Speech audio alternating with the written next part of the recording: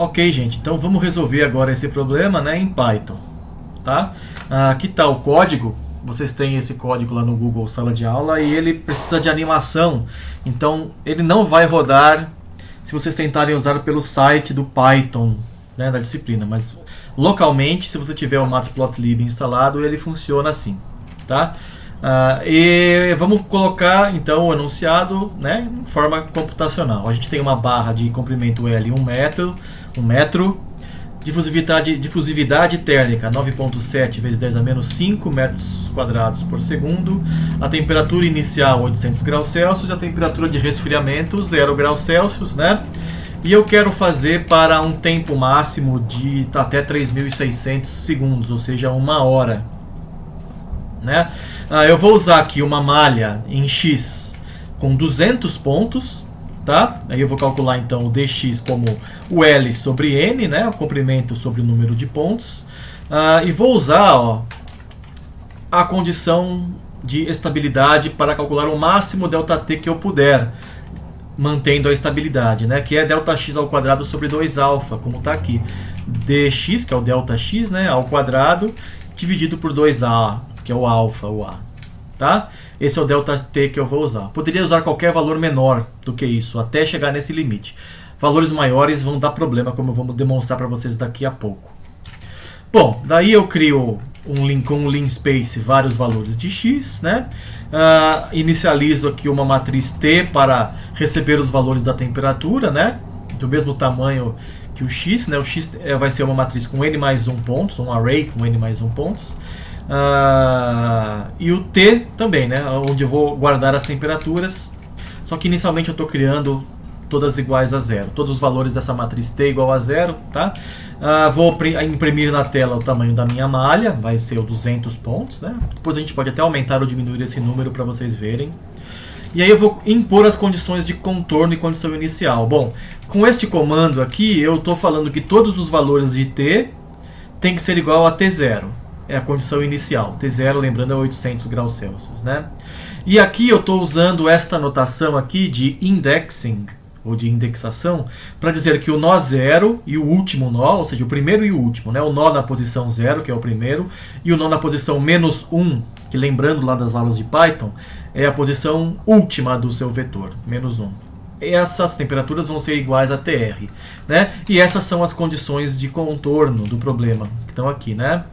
Aqui, perdão, ó, né? Em x igual a 0 e x igual a Lzão, a temperatura é 0, como eu já disse no último vídeo, que é a TR, eu estou chamando aqui de TR, né? Temperatura de resfriamento. Daí, bom, eu estou usando aqui variáveis auxiliares, que são alfa ΔT sobre ΔX ao quadrado, chamando aqui de um fzinho. E esse outro termo que aparece aqui, né? 1 menos 2 alfa ΔT sobre ΔX ao quadrado, ou seja, 1 menos 2f é o fm, eu estou chamando de fm, tá? Repare que se eu adoto este ΔT, ó, igual a isso, essa variável f vai ser igual a 0.5 e o fm vai ser igual a 0. Você pode conferir isso, tá? Por aqui, ó, se o ΔT é exatamente igual a isso daqui é 0, né? E esse daqui que é o meu fm no código, tá? Então, por enquanto, esse fzinho vale 0.5 e o fm vale 0. Mas como eu poderia adotar qualquer tempo aqui, né? Não preciso adotar necessariamente este valor. Eu posso adotar o que eu quiser, desde que seja menor ou igual a isso. Então, como eu estou fazendo isso, eu vou deixar aqui em função. E aí, bom, aí vem a parte do gráfico, né? Eu estou criando uma figura, colocando rótulos nos eixos, blá blá blá, né? E estou criando perfis de temperatura. Não vou entrar em detalhes em como fazer a animação, mas está aqui, ó, né? Você vai animar os gráficos que estão numa certa figura, usando esta função aqui, update. A cada 1 milissegundo a sua figura é editada, ou seja, varia, muda, né? A cada 1 milissegundo. E isso daqui serve para você dizer que você só vai atualizar o que mudou, não precisa atualizar a figura inteira em todos os instantes. Significa que você ganha tempo na animação. E aqui dentro da função update está as diferenças finitas. Se resume a esta única linha, tá? Que atualiza os nós internos, ou seja, os nós da posição 1, que é a segunda posição, até a posição penúltima, tá? Usando esta equação aqui, tá? Que é isso daqui, temperatura do nó da direita mais a temperatura do nó da esquerda, certo? Eu tenho então 3 nós consecutivos, né? O N-1, o N e o N+1. O N-1 é o nó da esquerda, o N+1 é o nó da direita. Que eu estou fazendo aqui, ó. Tá? Eu não vou perder tempo descrevendo essa notação aqui para vocês não, tá? Isso aí a gente viu lá nas aulas de Python. Eu espero que vocês se lembrem, pelo menos em linhas gerais. E aí eu tenho F vezes isso, como está aqui, né? F vezes essas duas temperaturas somadas, mais o que eu estou chamando de FM vezes a temperatura no nó N. E eu estou fazendo aqui usando slicing, tá?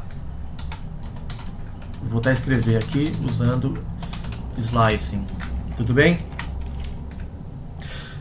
Daí eu faço o perfil de temperaturas ser atualizado, atualizo essa variável tempo aqui para exibir o instante de tempo que a gente está na tela, né? E retorno o perfil. Tá? Vamos rodar esse código e tá aí, ó. O que a gente tem é esta evolução da temperatura com o tempo, tá? Eu estou mostrando aqui o tempo e aqui está a barra, vai de 0 até o L igual a 1 metro, né? A temperatura inicial era 800 graus Celsius e à medida que o tempo passa, a temperatura vai caindo. Então, para responder à pergunta do enunciado, né, depois de 1 hora, você tem que esperar aqui 1 hora. Obviamente que demora porque você está fazendo o gráfico, né? Se você fosse fazer sem exibir o gráfico, ia ser muito mais rápido. Ia ser realmente em milissegundos que você obteria a resposta. Mas está aí, tá? A solução do problema. Eu não vou esperar até chegar a 3.600 segundos aqui não, já dá para ter uma ideia. O que eu vou fazer é mudar o tamanho da malha, tá? Vamos colocar aqui, ó, 800 pontos na minha malha. Então eu vou subdividir a minha barra em 800 segmentozinhos. Vocês vão ver que, obviamente, o tempo de cálculo ficou muito maior, né? Tá muito mais lento agora, porque a minha malha é de 200 para 800, é 4 vezes maior, certo? Então demora mais para chegar no resultado final. Da mesma maneira, se eu diminuir a malha, né, de 200 para 100, vai ficar muito mais rápido, só que menos preciso, tá? Você tem que tomar cuidado com a precisão.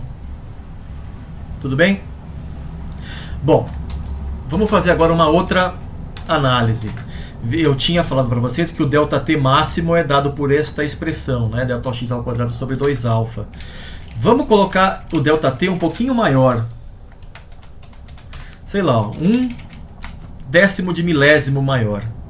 Só um pouquinho maior, né? O que deve acontecer? Vocês vão ver daqui a pouco. Por enquanto parece que não tem nenhum problema, tá funcionando da mesma maneira.